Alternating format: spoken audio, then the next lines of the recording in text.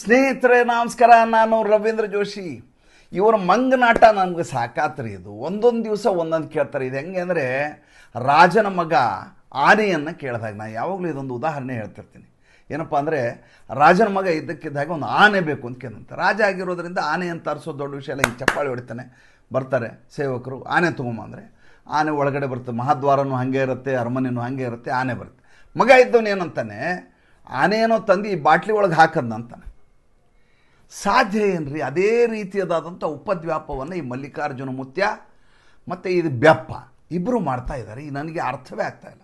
ಈಗ ನಿನ್ನೆ ಒಂದು ಪತ್ರವನ್ನು ನರೇಂದ್ರ ಮೋದಿ ಅವರಿಗೆ ಸರ್ಕಾರಕ್ಕೆ ಬರೆದಿದ್ದಾರೆ ಇವರಿಬ್ಬರು, ರಾಹುಲ್ ಗಾಂಧಿ ಮತ್ತು ಮಲ್ಲಿಕಾರ್ಜುನ ಮುತ್ಯ. ಅವರು ಹೇಳ್ತಾರೆ, ನೀವು ಜನಗಣತಿಯಲ್ಲಿ ಜಾತಿ ಗಣತಿಯನ್ನು ಮಾಡ್ತಾ ಇದ್ದೀರಿ.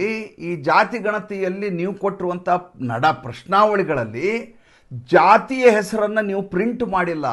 ನೀವೇ ಪ್ರಿಂಟ್ ಮಾಡಿ ಅದರಲ್ಲಿ ಟಿಕ್ ಹಾಕಬೇಕು. ಆ ರೀತಿಯಾದ ವ್ಯವಸ್ಥೆ ಮಾಡಬೇಕಾಗಿತ್ತು.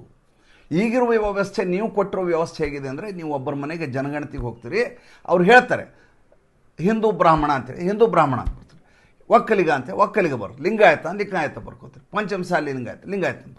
ಹಂಗಲ್ಲ, ನೀವು ಅದನ್ನು ಬದಲಾವಣೆ ಮಾಡಿ, ನೀವು ಮಾಡೋದ್ರಿಂದ ಭಾಳ ದೊಡ್ಡ ಮಟ್ಟದ ಗೊಂದಲ ಆಗುತ್ತೆ. ಪ್ರಿಂಟೇ ಮಾಡಿಬಿಡಿ ಜಾತಿಗಳನ್ನ, ಅದರಲ್ಲಿ ಯಾವ್ದು ಬೇಕೋ ಅದು ಟಿಕ್ ಮಾಡಿ. ಬಿಹಾರದಲ್ಲಿ ಯಾವ ರೀತಿ, ತೆಲಂಗಾಣದಲ್ಲಿ ಯಾವ ರೀತಿ ಮಾಡಿದ್ರೆ ಆ ರೀತಿ ಮಾಡಿ. ಇಂಥವ್ರಿಗೆ ಏನಂತ ಹೇಳ್ತೀರಿ? ಇವ್ರಿಗೆ ಹೆಂಗೆ ತಿಳಿಸ್ಲಿಕ್ಕೆ ಸಾಧ್ಯ ಅಂತ ನನಗೆ ಅರ್ಥ ಆಗಲ್ಲ. ಮೊದಲನೇದಾಗಿ ಈ ದೇಶದಲ್ಲಿ ಜಾತಿ, ಸಮುದಾಯ, ಪಂಗಡ, ಒಳಪಂಗಡ ಒಂದು ಲಕ್ಷ್ಯ ಇದ್ದಾವೆ. ಅದನ್ನು ಪ್ರಿಂಟ್ ಮಾಡಿ ಮಾರ್ಕ್ ಮಾಡಲಿಕ್ಕೆ ಯಾರ ಕಡೆ ಸಾಧ್ಯ ಆಗೋದಿಲ್ಲ. ಎರಡನೇದು OBC ಅಂತ ಇದೆಯಲ್ಲ, ಈ OBC ಕರ್ನಾಟಕದಲ್ಲಿರೋ OBCನೇ ಬೇರೆ, ಹಿಂದುಳಿದ ವರ್ಗವೇ ಬೇರೆ, ಬಿಹಾರದಲ್ಲಿರುವುದೇ ಬೇರೆ, ಇರೋದೇ ಬೇರೆ. ಅಲ್ಲಿ ರೆಡ್ಡಿಗಳು ಅಂತಿದ್ದಾರೆ. ಕರ್ನಾಟಕದಲ್ಲಿ ಎಲ್ಲಿದ್ದಾರೆ? ನೀವು ಅಲ್ಲಿ ರೆಡ್ಡಿ ಪಟ್ಟಿಯನ್ನು ಇಟ್ಕೊಂಡು ಇಲ್ಲಿ ಕರ್ನಾಟಕದಲ್ಲಿ ಓಡಾಡಿದರೆ ಏನು ಉಪಯೋಗ ಆಗುತ್ತೆ? ಆಯಿತು, ಅಲ್ಲಿ ಹೋದ್ರೆ ಅಂತ ತಿಳ್ಕೊಡ್ರಿ. ಬಿಹಾರದ್ದು ತಗೊಳ್ಳಿ, ಅಲ್ಲಿ ಭೂಮಿ ಆಹಾರ ಬ್ರಾಹ್ಮಣ ಅಂತಿದ್ದಾರೆ. ನಮ್ಮಲ್ಲಿ ಇಲ್ಲಿ ಬ್ರಾಹ್ಮಣರೇ ಬೇರೆ, ಇಲ್ಲಿ ಮಾಧ್ವ, ಸ್ಮಾರ್ಥ, ಈ ರೀತಿಯಾದಂಥ ತ್ರಿಮತಸ್ಥ ಬ್ರಾಹ್ಮಣರು, ಅದರ ಪಂಗಡಗಳು ಇರ್ತವೆ. ಆಮೇಲೆ ಅಲ್ಲಿರುವ ಈಗ ತೇಲಿ ಅನ್ನುವಂಥ ಒಂದು ಕಮ್ಯುನಿಟಿ ಇದೆ. ತೇಲಿ ಅಂದರೆ ಗಾಣದ ಎಣ್ಣೆಯನ್ನು ಮಾಡೋದು. ನಮ್ಮಲ್ಲಿ ಗಾಣಿಗ ಅಂತ ಕರಿತೀವಿ. ಮೋದಿ ಅನ್ನೋದು ಗಾಣಿಗ ಸಮುದಾಯಕ್ಕೆ ಸೇರಿದಂಥದ್ದು. ಇದನ್ನು ಪ್ರಿಂಟ್ ಮಾಡಿ ಜನರಿಗೆ ಕೊಡಿ, ಅವರೇ ಬರೆಯೋದು ಬೇಡ ಅಂತ ಈ ಮಲ್ಲಿಕಾರ್ಜುನ ಮುತ್ಯನ ಹಠ. ಅಲ್ಲರಿ, ಇವ್ನಿಗೆ 85 ವರ್ಷ ಆಗಿದೆ, ಕನಿಷ್ಠ ಪ್ರಜ್ಞೆಯೂ ಇಲ್ಲಲ್ಲ ಅನ್ನೋದು ನಮ್ಗೆ ಆಶ್ಚರ್ಯ ಆಗೋದು. ಮಜಾ ನೋಡಿ, ಇವರು ಹೇಗೆ ಶುರು ಮಾಡಿದ್ರು? ಇದನ್ನು ಹೆಂಗೆ ಶುರು ಮಾಡಿದರು ಅಂದರೆ, ಯಾವುದೇ ಕಾರಣಕ್ಕೂ ಭಾರತೀಯ ಜನತಾ ಪಾರ್ಟಿ ಜಾತಿ ಜನಗಣತಿಗೆ ಒಪ್ಕೊಳ್ಳೋದಿಲ್ಲ ಅನ್ನೋದು ರಾಹುಲ್ ಗಾಂಧಿ ಮತ್ತು ಅವರ ಪಟಾಲಂಗೆ ಭಾಳ ಸ್ಪಷ್ಟವಾದಂಥ ನಂಬಿಕೆ. ಯಾಕೆಂದರೆ ಜಾತಿಯ ಹೆಸರಿನಲ್ಲಿ ಒಡೆದು ಬಿಟ್ಟರೆ ಹಿಂದೂಗಳು ಚೆಲ್ಲಾಪಿಲ್ಲಿ ಆಗಿಬಿಡ್ತಾರೆ. ಆದ್ದರಿಂದ ಜಾತಿ ಜನಗಣತಿ ಇವ್ರು ಮಾಡೋಂಗಿಲ್ಲ. ಇವ್ರದ್ದೇನಿದ್ರು ಹಿಂದೂ ಹಿಂದೂ ಹಿಂದೂ, ಎಲ್ಲರೂ ಒಂದು, ಜಾತಿಯ ಹೆಸರಲ್ಲಿ ನಾವು ಒಡೆಯೋದು ಬೇಡ, ನಾವೆಲ್ಲರೂ ಒಂದು, ನಾವೆಲ್ಲ ಸನಾತನಿಗಳು, ನಾವು ಹಿಂದೂಗಳು ಅಂತ. ಇವ್ರು ಯಾವ ಕಾರಣಕ್ಕೂ ಜಾತಿ ಗಣತಿ ಮಾಡಲ್ಲ. ಅದಕ್ಕೆ ನಿರಂತರವಾಗಿ ರಾಹುಲ್ ಗಾಂಧಿ ಕಾಶಿಗೆ ಹೋದಾಗಲೂ ಅದೇ ಮಾತಾಡ್ತಾರೆ. ಮತ್ತೊಂದು ಎಲ್ಲಿ ಹೋದರೂ ಕೂಡ ಅವರು ಜಾತಿ ಕೇಳ್ತಾಯಿದ್ರು. ನಿನ್ನ ಜಾತಿ ಯಾವುದು, ನಿನ್ನ ಜಾತಿ ಯಾವುದು, ನಿನ್ನ ಜಾತಿ. ಹೋದಲ್ಲೆಲ್ಲ ಜಾತಿ ಗಣತಿ ಮಾಡಿ, ಜಾತಿ ಗಣತಿ ಮಾಡಿ.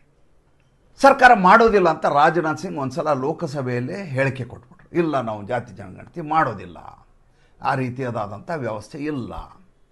ಸಮೀಕ್ಷೆ ಮಾಡಬಹುದೇ ವಿನಃ ಲೆಕ್ಕ ಹಾಕಿ ಇವರೆಷ್ಟು ಜಾತಿ ಜನ ಇದ್ದಾರೆ, ಇವರೆಷ್ಟು ಜಾತಿ ಜನ ಹಾಗೆ ಮಾಡೋ ಹಾಗಿಲ್ಲ. ಮತ್ತೆ ಹಠ ಮಾಡಿದರು. ಹಠ ಮಾಡೋದಷ್ಟೇ ಅಲ್ಲ, ಇದನ್ನು ರಾಜಕೀಯ ಲಾಭಕ್ಕಾಗಿ ಬಳಸ್ಕೊಳ್ಳುವಂಥ ಪ್ರಯತ್ನವನ್ನು ಮಾಡಿದರು. ನೋಡಿ, ಹಿಂದುಳಿದ ವರ್ಗದವರಿಗೆ ನ್ಯಾಯವನ್ನು ಕೊಡಬಾರ್ದು ಅಂತೇಳಿ ಈ ರೀತಿಯಾದಂಥ ಇವರು ಹಿಡನ್ ಅಜೆಂಡಾ ಇಟ್ಕೊಂಡಿದ್ದಾರೆ. ಆದ್ದರಿಂದ ಜಾತಿ ಗಣತಿ ಮಾಡೋದು ಇದು ದೊಡ್ಡ ಬೃಹದಾಕಾರವಾಗಿ ಬೇತಾಳ ಆಗಿಬಿಡ್ತು. ಪ್ರತಿ ದಿವಸ ಬೆಳಗ್ಗೆ ಜಾತಿ ಗಣತಿ ಬಗ್ಗೆ ಚರ್ಚೆ ಶುರುವಾಯಿತು. ಈ ಮಧ್ಯೆ ಎಲ್ಲೆಲ್ಲಿ ರಾಜ್ಯ ಸರ್ಕಾರಗಳಿದಾವೆ ಅವು ನಾವು ಜಾತಿ ಗಣತಿ ಮಾಡ್ತೀವಿ ಅಂತ ಈ ಕಡೆ ಸಿದ್ದರಾಮಯ್ಯ, ಆ ಕಡೆ ಕಮನಾರೆಡ್ಡಿ, ಅವನ ರೆಡ್ಡಿ, ಎಲ್ಲರೂ ಶುರು ಮಾಡಿದರು. ತೆಲಂಗಾಣದಲ್ಲಿ ಎಲ್ಲರೂ ಅವತ್ತು ಆ ಕಾಲಕ್ಕೆ ಈ ನಮ್ಮ ನಿತೀಶ್ ಕುಮಾರ್ ಅದರಲ್ಲ, ಅವರು ಕೂಡ ಮಾಡಿದರು. ಬಂದಂಥ ವರದಿಯನ್ನು ಮೊದಲೇದಾಗಿ ಕೇಂದ್ರ ಸರ್ಕಾರಕ್ಕೆ ಮಾತ್ರ ಈ ರೀತಿ ಗಣತಿ ಮಾಡಲಿಕ್ಕೆ ಅಧಿಕಾರ ಇರೋದು, ರಾಜ್ಯಗಳು ಮಾಡೋ ಹಾಗಿಲ್ಲ. ಇವರೇನು ಮಾಡಿದರು, ಕಾನೂನಾತ್ಮಕವಾಗಿ ಮಾಡಲಿಕ್ಕೆ ಸಾಧ್ಯ ಇಲ್ಲ ಅಂದ್ಕೊಂಡು ನಾವು ಹಾಗಾದ್ರೆ ಸಮೀಕ್ಷೆ ಮಾಡ್ತೀವಿ ಅಂತ ಸಮೀಕ್ಷೆ ಹೆಸರು ಇಟ್ಬಿಟ್ರು.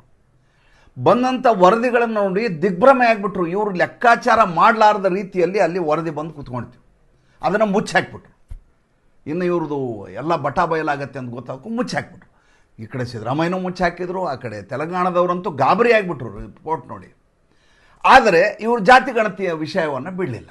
ಸರ್ಕಾರ ಹೇಳ್ತು ಆಯಿತು ಜಾತಿ ಗಣತಿ ಮಾಡ್ತೀವಿ ಅಂತ ಲೋಕಸಭೆಯಲ್ಲಿ ಅನೌನ್ಸ್ ಮಾಡಿಬಿಡ್ತು.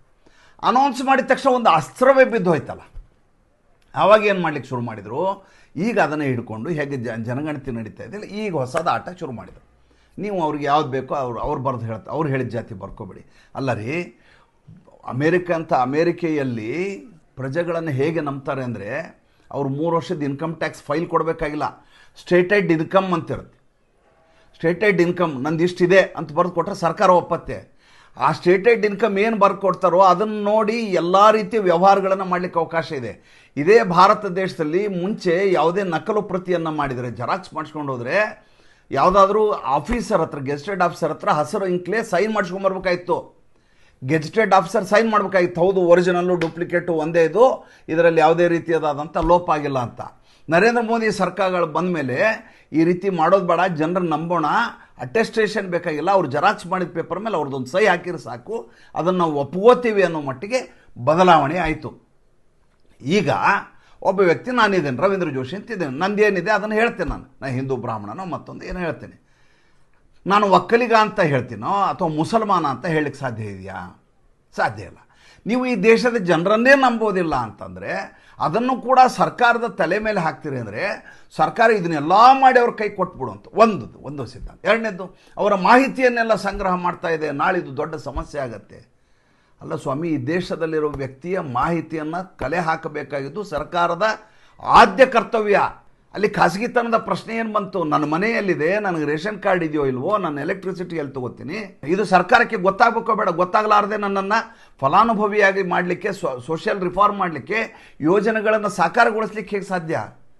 ಈತೇನೋ ಉಪದ್ವ್ಯಾಪಿ ಇದ್ದಾನೆ, ರಾಹುಲ್ ಗಾಂಧಿ, ಓಕೆ. ಮಲ್ಲಿಕಾರ್ಜುನ ಮುತ್ತೆಗೆ 85 ವರ್ಷ ಆಗಿದ್ದಿಲ್ಲ, ಈತನಿಗೆ ಗೊತ್ತಾಗೋದಿಲ್ವಾ?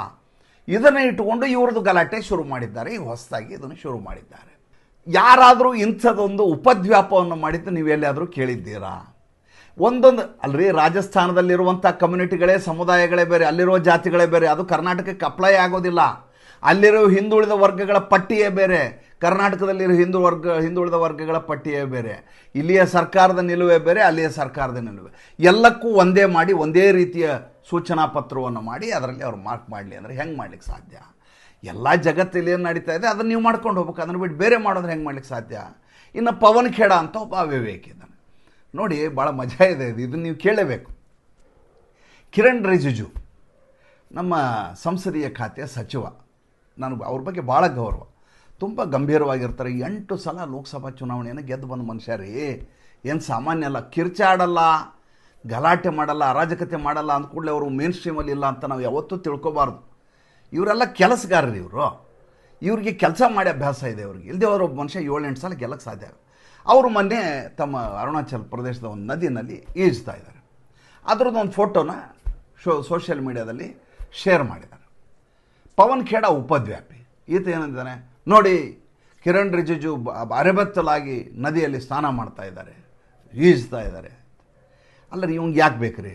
ಅವ್ನು ಬಟ್ಟೆ ಹಾಕ್ಕೊಂಡು ಈಜ್ತಾ ಇದ್ದಾರೋ, ಅರೆಬತ್ತಲಾಗಿ ಈಜ್ತಾ ಇದ್ದಾರೋ, ಆತನಿಗೆ ಬಿಟ್ಟು ವಿಚಾರ. ಸುತ್ತಲೂ ಜನ ಇರ್ತಾರೆ, ಒಬ್ಬ ಸಚಿವ ಹೆಂಗೆ ಬೇಕೋ ಹಂಗೆ ಇರ್ತಾರೆ, ಸುತ್ತಲೂ ಗನ್ಮ್ಯಾನ್ಗಳಿರ್ತಾರೆ, ಕುಟುಂಬ ಇರ್ತವೆ, ಆತನಿಗೂ ಸಾಮಾಜಿಕ ಜವಾಬ್ದಾರಿ ಇರ್ತದೆ. ಪವನ್ ಖೇಡಾಗೂ ಅದಕ್ಕೇನು ಸಂಬಂಧ?